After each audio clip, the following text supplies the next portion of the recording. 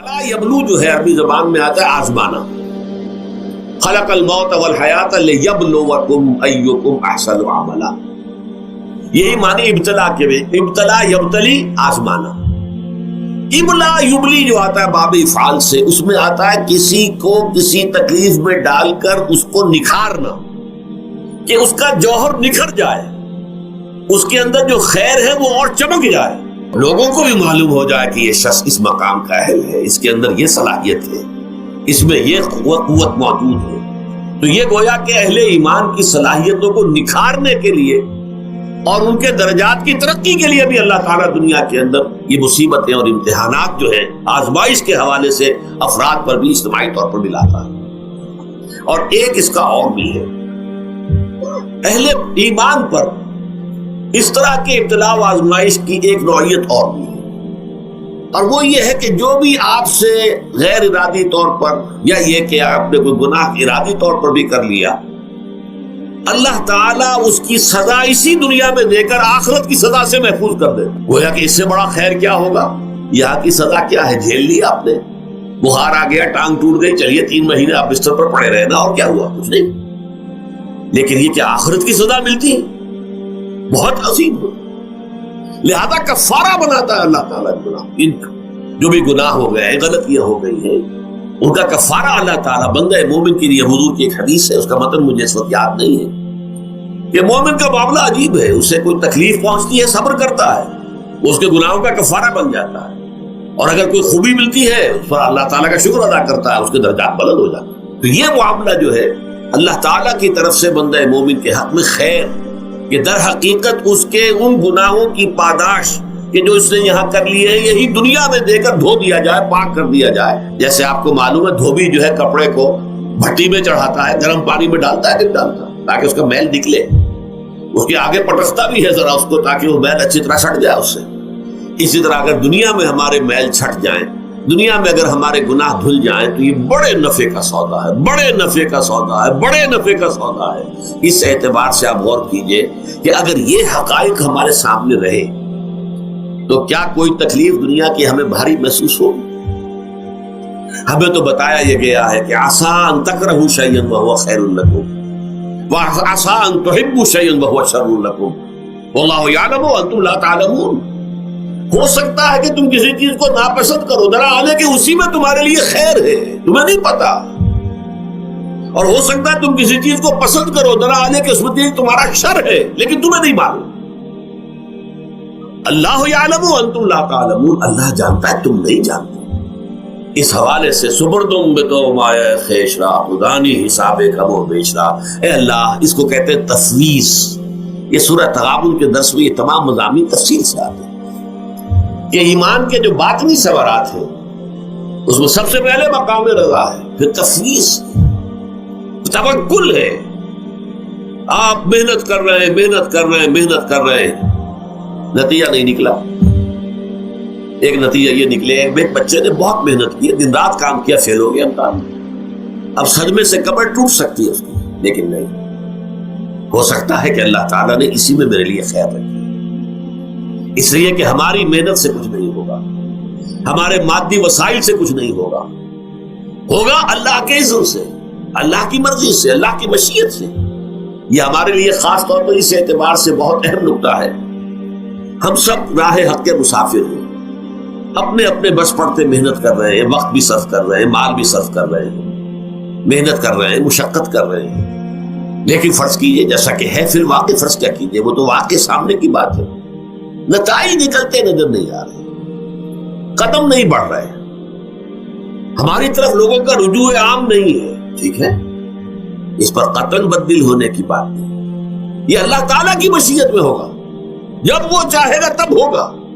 ہمارا کام یہ کہ اپنا فرض ادا کیے چلے گا بس، اور نتیجے سے بالکل ذہن کو اپنے منقطع کر لیں، ذہن کا کوئی تعلق آپ کے نتیجے کے ساتھ نہ رہے.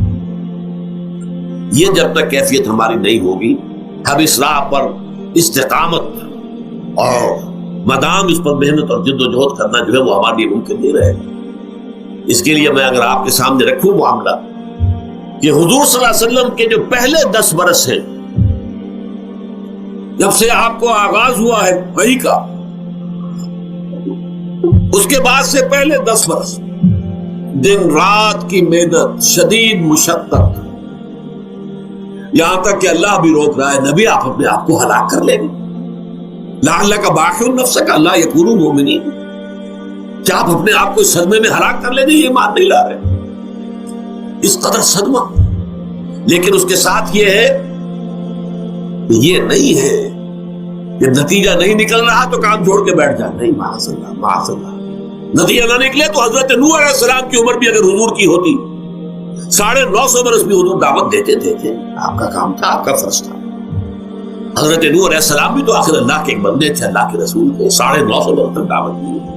وَلَبِثَ فِيهِمْ أَلْفَ سَنَةٍ إِلَّا 50 عَامًا، یہ تو ہم مانتے ہی نا، اگر قرآن کے اندر نص قطعی صریح الفاظ نہ ہوتے کہ 950 برس تک رہے، ورنہ یہ بات سمجھ سے باہر آتا رہے۔ عام طور پر معلوم ہوتا ہے کہ اس دور میں ابھی عمر زیادہ تھی لوگ۔ بہرحال جو میں نے عرض کیا تھا کہ دکھ جس سے انسان متاثر ہوتا ہے اس کی ایک قسم وہ ہے کہ جو ہمارے ارادہ اور اختیار سے باہر، اللہ کی مشیت سے، اللہ کے اذن سے، اللہ کی مرضی سے آتا ہے۔ اس کے لیے ہمارا کام صرف برداشت ہے۔ جو شے بھی ہمیں برداشت کی صلاحیت عطا کر دے وہی اس کا علاج ہے۔ جیسے آپ کو معلوم ہے کہ بخار بہت تیز چڑھا ہوا ہے، اس کی دوا نہیں ہے اسپرین یا کوئی اور پیراسیٹامول، بخار کی شدت کو کم کر دے، وہ کوئی علاج نہیں ہے۔ علاج تو ہوگا اگر معلوم ہو کہ کون سے جراثیم ہے، کس کی وجہ سے ہے، اس کا صحیح اینٹی بایوٹک کون سا ہے، وہ علاج ہوگا۔ یہ علاج نہیں ہے، لیکن اس کی شدت کی کمی اور اس کے اندر جو احساس ہے جھیل جانے کا، وہ انسان کے لیے آسان ہو جاتا ہے۔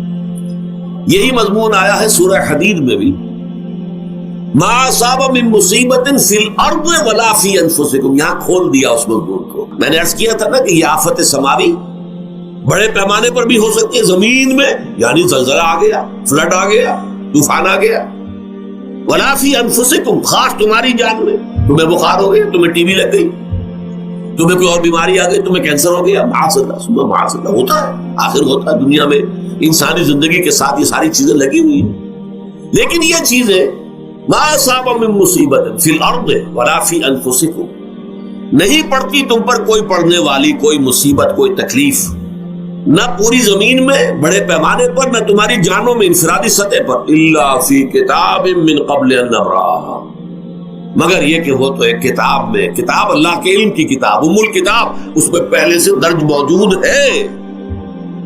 یہ الٹ اپ نہیں ہو گیا، یہ اچانک نہیں ہو گیا۔ آپ اچانک سمجھتے ہیں کہ صاحب میں تو جا رہا تھا، اچانک ٹرک نے آ کے مجھے دھکا مار دیا۔ اچانک کوئی شے یہاں نہیں ہوتی، اس کائنات میں پتہ تک نہیں ہلتا جب تک کہ اس نے رب نہ ہو۔ اچانک کا کیا سوال؟ در حقیقت جو ہوتا ہے وہ اللہ تعالیٰ کے علم میں پہلے سے ہے، علم کامل، ما کان وما یکون، جو کچھ ہوا ہے، جو کچھ ہوگا، مستقبل، ماضی، کل کا کل، آنے واحد میں اللہ کے علم میں موجود ہے۔